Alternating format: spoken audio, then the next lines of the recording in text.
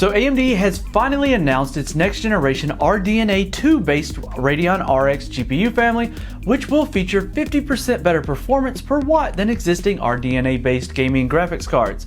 The new GPUs would also feature additional features which would deliver better gaming experience while being based on the latest 7nm plus process node.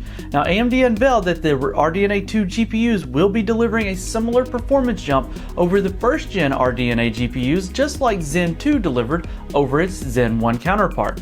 The first RDNA GPUs delivered a massive 50% increase in performance per watt over the older GCN architecture, and RDNA2 GPUs are expected to do the same over RDNA 1, delivering another 50% increase in performance per watt.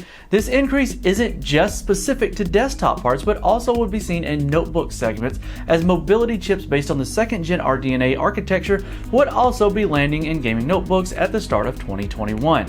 AMD has also announced that RDNA2 GPUs would feature variable rate shading and hardware accelerated ray tracing.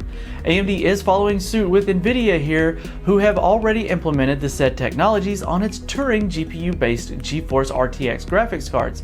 With the launch of the new consoles from Microsoft and Sony imminent, AMD is going to work to provide these features in its own optimized framework to developers for integration within the next generation gaming titles. The Senior Vice President of AMD's Radeon Technologies Group, David Wang, mentioned that AMD's RDNA2 GPUs are already running Microsoft's DXR 1.1 demo internally, which utilizes hardware-accelerated ray tracing.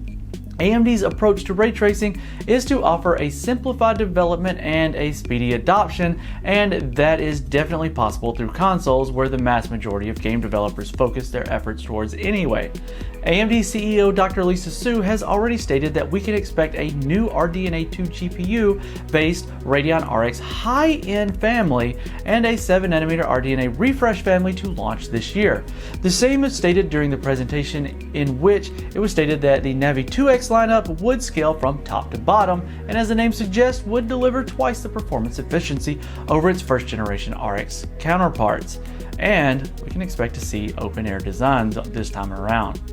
For more on this and other news, follow the link in the description and make sure you're subscribed and hit the notification bell so that we don't miss you in the next one.